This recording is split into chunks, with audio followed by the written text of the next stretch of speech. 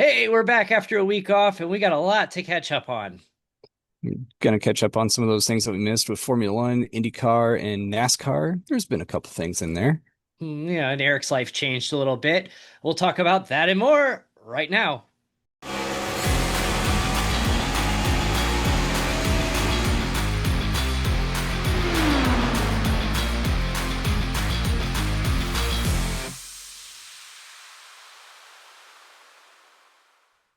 After a week off, we're back with an all-new FR Racing's Garage Talk. I'm DJ Flook. I'm Eric Richardson. And first off, the reason for our off week last week, Eric, congratulations. Father once Yeah, again. Got a girl this time. So you got one yeah, of one of each. each. One of each. That'll be fun when they get older. Yeah, we'll see how it goes. What do they say that boys are worse at the younger ages and the girls are worse at the older ages, I think is what this they still say. I mean, Yeah, maybe something like that. We'll I thought find said out. my kids have been terrible from the very beginning, so I think there's no truth to that statement. Yeah, we'll see what happens. So we've missed quite a bit in the last 2 weeks. First off with IndyCar, they they sold a huge chunk off to Fox Sports or Yeah, Fox Sports, about a that third of chunk it. being a third, including the Speedway and the series. And yeah, that's an interesting. I mean, Penske Entertainment maintains. Well, it was a third of Penske Entertainment was sold.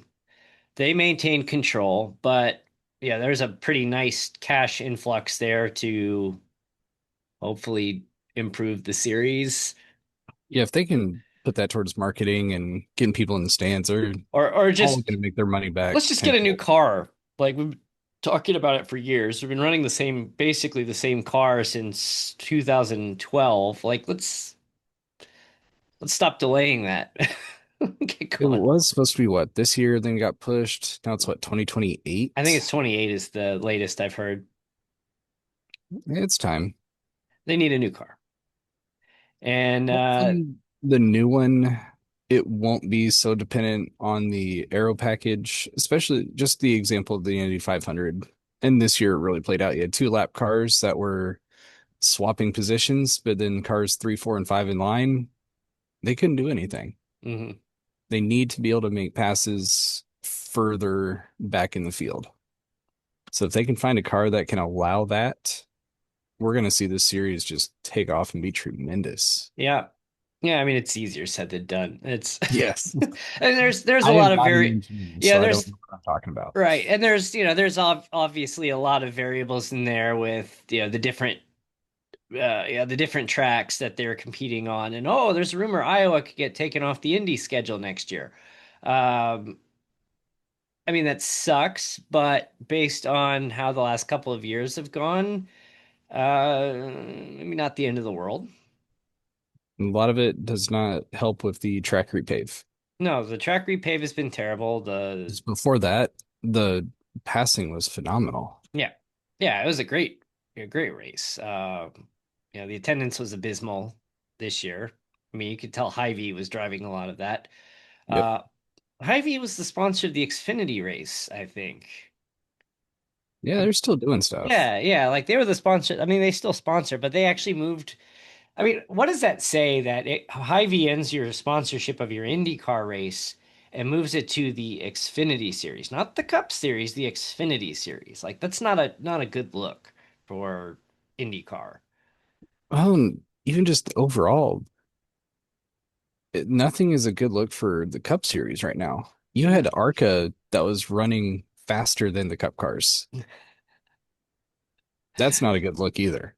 Well, I mean, the lack of brake. I'm kidding. I'm kidding. Sort of. It's.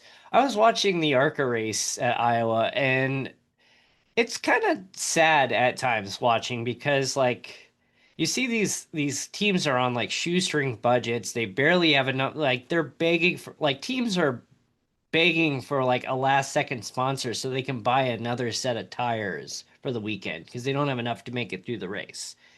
And you have like I forget what did I say? It was like five or six cars finished on the lead lap or something like that Yeah. out of 30 and really only two of them were even competitive, and yeah, some of those backmarker cars in the ARCA series, like they looked like they were barely moving. Uh, compared to the front two, and it's. I mean, that's kind of always well, I don't know if I would say always, but it's become I feel like more it's trend the been last pretty several years. competitive for a while, Yeah. but they need a refresh. But it's just, I mean, you don't want to like chase teams out because it's hard enough nowadays for teams to come in, and the cost of entry and sponsorship is getting tougher. And, your teams are relying on essentially pay drivers, or drivers, bring your own sponsor, and they may not exactly be the most skilled driver out there. They just have the most money out there. Yeah. But it's like, if you don't do that, then you don't operate. It's like, yeah, sure, this person might not even be your 30th choice, but if they're coming with a $2 million sponsor, you're now my number one choice. Yeah, you take it. It's the other thing too that I've noticed, especially in there were a couple of accidents recently leaving, like the haulers, or there's smaller trailers on the ARCA, with accidents on the highway leaving with two teams, I think. One of it, I know, like the truck rolled Yeah. or like I, tipped on his side at I least. want to say it was Mike Harmon's team was one of them, and Chubb was the other one at ARCA. But it feels like that's becoming more common, and I don't know why. I mean, maybe I'm wrong, but I just feel like I'm seeing more hauler incidents going on uh recently. Yeah, I think maybe just quirky to right now is Youngco's had the issue. They were leaving Iowa too, weren't they? Yeah, yeah. So maybe don't leave Iowa. Oh man. Yeah, it sucks. I did see Mike Carmen's team posted on the hood of the car for this weekend. They posted a message like thanking everybody for, stepping up and helping and being supportive after the accident. I think he's shutting his team down at the end of the year too, if I remember right. Um And the costs of it all are it's getting tough. yeah, it's a bad combination because it's not, it's not cheap. It's a very exclusive club. I mean, you don't just like it's not like basketball where you need a hoop where you can go down to the park and a ball and you're good to go. Yeah, Yep. yeah, they talk about the comparisons of hockey. It's like, why is hockey not more popular in why is hockey only popular in like higher income areas? Well, I mean, look at all the padding you have to buy, the sticks, the travel costs. Yeah, it's Like, not cheap. And if you want no. to even have a shot at getting one of the big time programs or NHL shot, you basically have to go to boarding schools, play overseas. Yeah, I mean it's a huge commitment. I mean these you every once in a while you hear the stories about, Lewis Hamilton and his dad working three jobs for 10 years to fund his karting, and that worked out. But Denny Hamlin, I want to say I've heard his parents had to like second, third mortgage their home to pay for his racing career, but it's just like that doesn't happen very one like Wow. that doesn't happen where you get to like the pinnacle or near the pinnacle of your sport like the two of those have.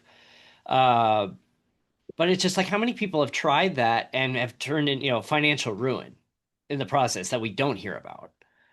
Yeah, if you do that and you're putting all the money in and you're not winning races at each level you go to, Well, you're not there's going to keep moving. in sports in general, there's such a short leash nowadays where they don't give people time to develop. They don't give like coaches time to build their system. It's like if you got to win right away or you're done. You win right away, the sponsor's walking. You win Yep. right away, or I mean, Daniel Suarez has been at Trackhouse for a few years, but he's getting run. It just Justin Haley is rumored to be the next because his transition into Spire hasn't been great. So he's rumored to be, although it was an Xfinity deal he signed recently. I think he's filling in, but Yeah, it's you. Win or you're gone. What I mean, Alex Bowman is constantly rumors of getting replaced for the last several years at Hendrick. Isn't he sitting like top six in points too? I think so, but look, he doesn't have a win though, does he? Doesn't have a win. He doesn't have a win, and he's not, and that's the problem is he's not winning. And so now he's yeah, so he's always looking over his shoulder, waiting for Carson Hocevar or Connor Zilisch to come steal his jobs at some point. Uh, yeah, it's just there is no leash. You win or you're done.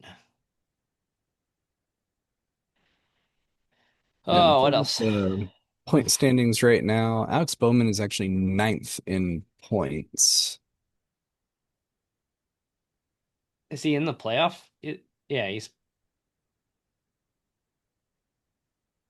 while you're looking it up. I just want to take a moment. Stuart Friesen, oof, Oh, what a wreck. had a really bad wreck in a dirt race in Canada, and like broken pelvis and just a mess. And he was having a decent truck season too, but he'll be sitting out the rest of the year, focusing on his recovery. His wife's been posting updates periodically. He's back in the States now, and he's got a long road to recovery there. And then on top of that, Caden Honeycutt, who I think was like sixth in the truck points, gets cut from his job at Nice because he's signing to go to a different team, different OEM next year. So they cut him loose right now. So he's actually going to be filling in Stewart's truck for the rest of the season. Uh, as a it's just so just bonkers, hard to follow. Yeah, this is OEM stuff is getting kind of crazy. The Chevy Mafia strikes again. So going back, Alex Bowman is 15th in the point 63 above the cut line. And you get a couple of winners and he could be on that wrong side, and then now the job loss focus on him is going to be really hot. And that's where it's crazy. You have the playoff standings, but then if you looked at points, I mean, he's in a good battle, a couple good runs and move up a few spots. All right, And so that's all that. hypothetical for you, let's just say Hendrick decides, okay, we're done with Alex Bowman. There are two obvious candidates that I've already mentioned that would take his spot or potentially take his spot. Which would you take between Carson Hocevar or Connor Zilisch? Unless you're gonna pay for it, you're not gonna get Zilisch. I mean, it's Hendrick. They'll do what they want. Like, I don't think that's a concern. Um, I mean, you have that's the hard part on internal conversations. If you look at what social media and knuckleheads like us are saying, well, we need to get rid of Bowman. But are those guys going to be any better? Hocevar is 22nd in the points, 170, actually 180 behind Alex Bowman. also in second tier Equipment, equipment, yeah, to be and fair. And reckless, he's but running up reckless. front. His issue is recklessness. Um, he's there in the front. You know, they've said you give him top tier equipment, he's going to win races, but he's also going to destroy plenty of cars too, unless he reins that in. Kyle Larson destroys plenty of Yeah, cars. yes, he does. But he's also won, so he gets the benefit of the doubt for the time being. But then Connor Zilisch is like, it's that phenom thing again. You got the 19 years old. Uh, was he won five in a row? Something. Something absurd in the Xfinity series, but it's like You got to wonder if you go the into transition. Hendrick, top tier equipment, is that pressure going to be so great of, hey, you should be running up front every single race and winning again right now? Yeah. And if he starts the season off rough and now it shakes the confidence, look at what happened to Sergio Perez.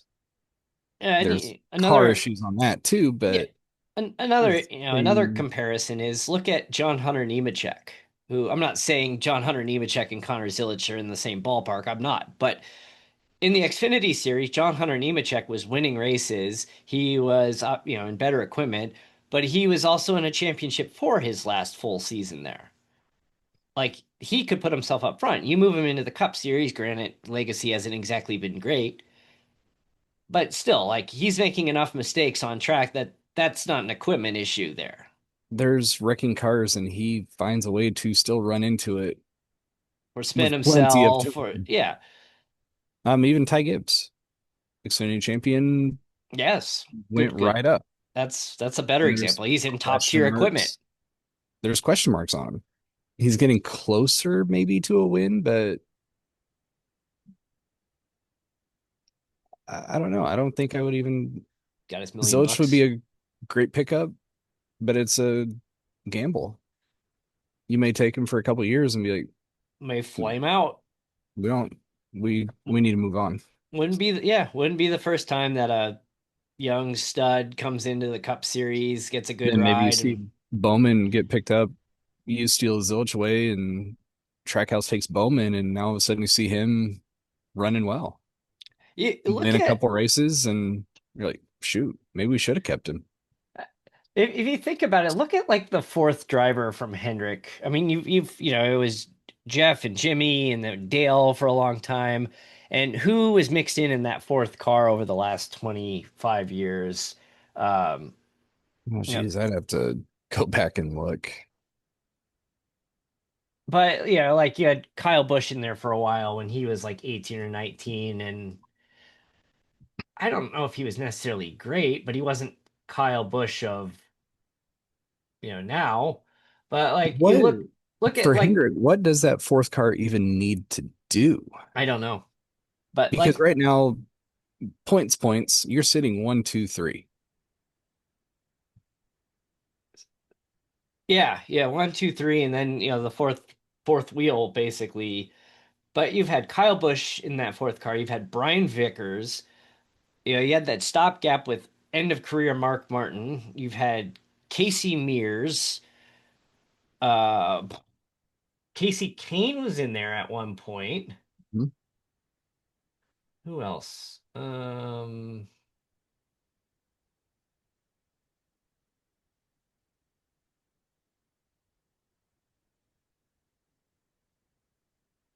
I would make the argument you don't need to make a change.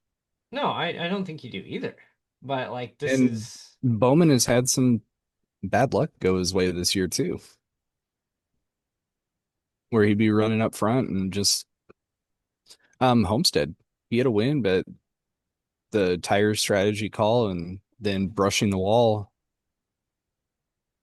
with what, four to go, really just kind of handed the win over to Larson.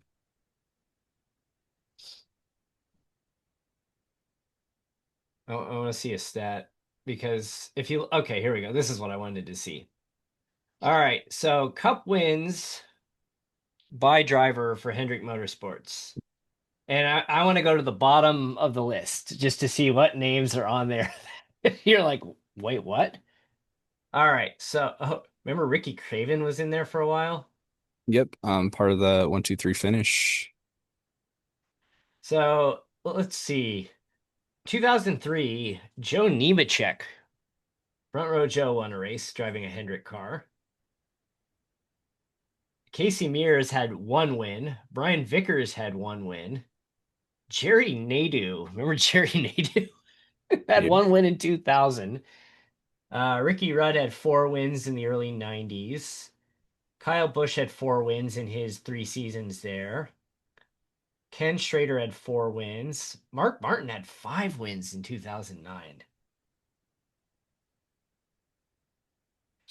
I don't think people fully appreciate how great that guy was just because he didn't win the championship. He was running at a rough time. He was just so talented and just he ran forever. Like he was competitive till the very end. Well, when you're going up against Dale Earnhardt and Jeff Gordon, It's a lot of titles right there in the prime of your driving. I mean, and then you look back, and Tim Richmond had 9 wins in 2 seasons. Darrell Waltrip had 9 wins in 3 seasons. Dale Jr. had 9 wins in 8 seasons, and he had some concussion issues mixed in there. Terry Labonte had 12 wins in 9 seasons. And then you look at the rest of the group, it's who you expect. Byron 15, Chase 20, Kyle Larson 26, Jimmy Johnson 83, Jeff Gordon 93.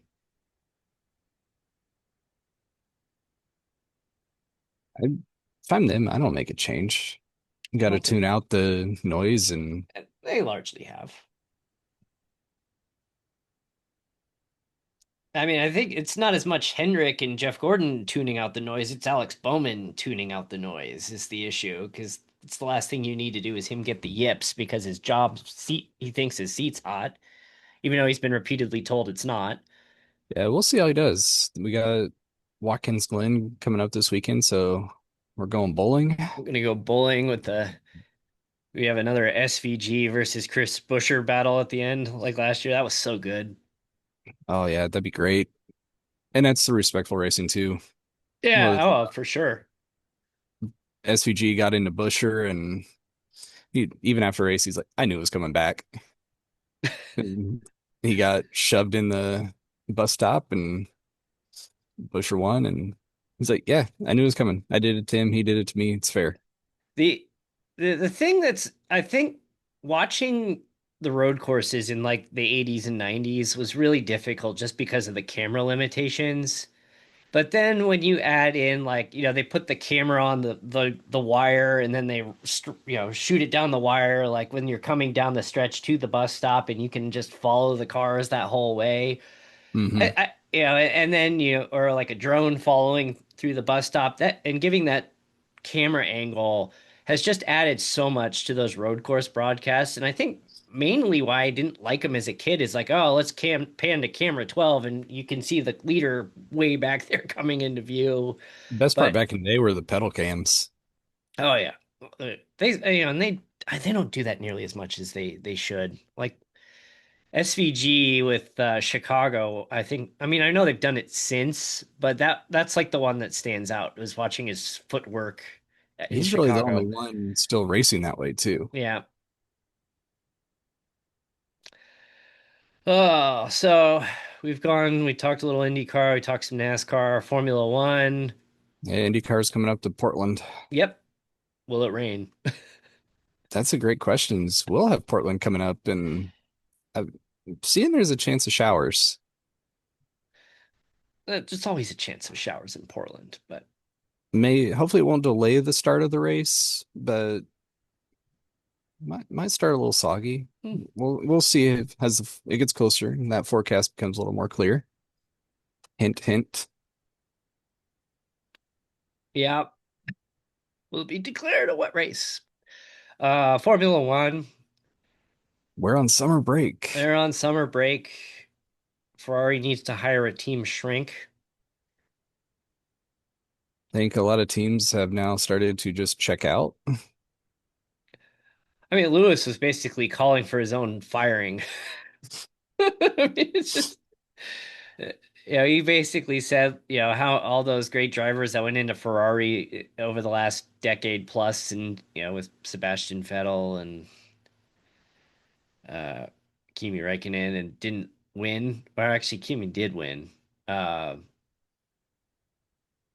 Actually, yeah, he did win at Ferrari. He was the last one to win at Ferrari, but uh, he's just like, I don't want to be like them and come in and just not win. And yeah, it's not going well for them. It's funny, you've actually now had Kick outscore Red Bull in the last what, four races? Well, Red Bull uh, Juniors outscored yeah, them. both Racing Bulls out qualified both Red Bulls. I think Max is kind of like, I'm done on the season. Yeah, but he's He's coming battling back. for what, ninth? Yeah, something like that. So he's gonna lose. He's gonna be back in the 33 next year. So he's had the one for so long, I forgot. I'm like, oh yeah, I forgot. He's got. The 33 is coming back. That's always the thing, with the driver and that whole the number one for the champion. It's like Formula One, your number is your identity. Everyone sees the 44, they think of Lewis Hamilton. Yep. But like the one has kind of become Max's identity in recent years as Formula One's It's popularity even been surges. But into he's his brand logo. yeah, but now he's gonna lose that. Like and I understand. Like Lewis understood that, and I think I mean I don't remember exactly, but I'm guessing that's probably a reason why he didn't switch to the one and always kept the 44. I mean, it's not, in NASCAR, with a few exceptions, Dale in the three, Jeff Gordon in the 24, Jimmy Johnson in the 20 or in the 48. But it's like even some of the top great drivers, there's numbers they're associated with, but that's not their entire legacy. Kyle Busch is going to be associated with the 18 because that's where he had his success, but hasn't been that in a few years now. Yep. Dale Jarrett had three or four numbers in his career. Yeah, I remember most in the 88. Yeah, the 88, he was in the 28 for a while. Look at Carl Edwards. Was probably best known for the 99, but he had other numbers. I can't remember. Matt Kenseth had the 17 and the 20, I think. But And I think Stewart with the 20, but then he was also in the 14. 14 is might arguably be better known for the 14 in the end. But it's the numbers are the identity in Formula One, and I like that the number follows the driver. That is fun. Because it's I think that, but the number in NASCAR is with the team. The number in IndyCar, you think of the 14, you don't think of Santino Ferrucci, who currently drives the 14. You think of AJ Foyt because that was his number for all those years. Here's a question I'm kind of ashamed I don't know the answer to. What number would Mario Andretti be best known for? I couldn't tell you. It's always just Mario. Yeah, like you knew him as Mario. You didn't think of him as a number. You didn't even know him as Mario Andretti. It was If just you yeah, spoke of racing and Mario, you knew exactly who it was. Mario is his in. yeah, because Mario won in the two. But I'm looking through some of his other cars. He's in a five here. He's in an eight here. Like he wasn't a number. Like he's not associated with a number. It's No, and Mario. that's why it's if you're driving fast, like slow down there, Mario. Yeah, slow down there, Mario. Or oh, Mario's slowing down. And it's not Super Mario. It's Mario Andretti. That name is the identity. Yeah, This is kind of like AJ. yeah. Except he stayed in the same number basically the whole hmm time, and like he's the exception to the rule. But like, I mean, that really aren't. Castro Neves bounced around numbers. It's the numbers are associated with the teams, not the driver, minus a few exceptions. Anyway. All right, so we got to get up here and wrap up here shortly. Got less than a week until the kickoff for Wednesday Night We Dash. do, yeah, back in the Xfinity Cup. We got a pretty good sized field we're projecting to have here. Starting off in Vegas. Yeah, but it won't Show be me the money. not a night race. Oh, pay Hey, attention to that. It's gonna be slick. Gonna make it fun. and then yeah, I've got that season coming up. We're gonna go back to the Roval, finishing out at Phoenix, and should Speaking be of Phoenix, we just ran there for Indy. yeah, yeah. I got Nick Matt though. Faust with the win. A bit of a crazy race. It started rough. I saw John Miles apparently like I guess his wheel was acting up on him. He pushed an software update to his wheel and was having issues with it during the race, and that's why he was struggling. I'm like, oh, Yeah, it's unfortunate. I'm like that explains that, but that sucks. I uh I have to go back and listen to it, but you this happened to you too, but you got pulled into the booth mid-race during a caution and Yep. I did too, and it scared the crap out of me because he was just like, "Hey, DJ Jackson here." I'm like, "Whoa, hey man." Yeah, I heard the channel change, so I knew somebody got pulled. But I'm like, oh, it's me. yeah, the channel changed, but it was when I got pulled, there was like fraction of a second in between the beep and then the hey, you're live. I'm like, oh, I Yeah, mean, it it couldn't be worse sounded for. like I was sick because I'm trying to talk quietly because I have two sleeping kids like right by me. Yeah, including a Like, newborn. But then last week though it didn't get broadcasted, but Lucas got pulled in and dropped an F bomb, but it didn't make it onto the broadcast. whoops. It's that live. Do it. We'll do it live. But he's like, you got a chance? You think you can, you know, come back? And I just kind of went, nah. I think I'm done. I'm like, I'm 5 laps down. He goes, I need about another dozen cautions or so. He's like, well, at this pace, you might get that. I'm like, You you're could. right. But I think we only had one more caution actually. Yeah, Initially, it overall was it's rough. yeah, it started off rough. I think everybody just trying to get the handle of the cars. The car does have a new tire model. Turn two is really rough. We've all raced Phoenix on the old model and kind of know what the grip level is like. And I think as we got the adjustment made and figured it out a little bit more, then it definitely got a lot easier and calmed down a lot more. And there was a lot of great wheel to wheel racing that you could stay side by side, especially in one and two, then watching the stuff in three and four. I need to go back and watch the broadcast, but I'm sure it was a lot of fun to watch. Oh yeah, like that slowdown into three. If you can kind of be right there. You can kind of push them a little bit higher. You can take them on that really low line if you want to be aggressive. And yeah, that Yeah, was a good passing I was area. doing some switchbacks between that two and three, or setting them up in three and then taking it into one. And cars cutting the dog like, oh man. I did it once just to see, and I don't know, and it just that bump when you're I you did not touch it. hold on for I had to hold on for dear life, especially when you got the higher force feedback wheels and you go over that bump and the wheel goes like I'm like whoa no Yeah, and the fun thing is with the cars taking that, if you could be in a good spot, you would force them into a low line. And I was content running high in one and two, and it gave me a great run down into three. I yeah I got net coated and sent it to the Yeah, I haven't wall. watched that. That's unfortunate. And then I had to take a tow. I was toast after that, and that just hosed me. And then then I had to do a green flag pit stop, which put me another 2 laps down. Oh, I was off the strategy after that, and that just I walked away 5 laps down, but still finished. So I'm like, okay, given that wasn't horrible, but uh, we move on. We go to Milwaukee. What do two we got? weeks. 2 weeks, then Wednesday Night Dash next week, and then we bottom split at Bristol, which Yeah, I was hoping to run, but I didn't get home in it time. was That's it okay. was it was a lot of fun. I finished like right in the middle, and honestly, that had been one of my better performances at Bristol.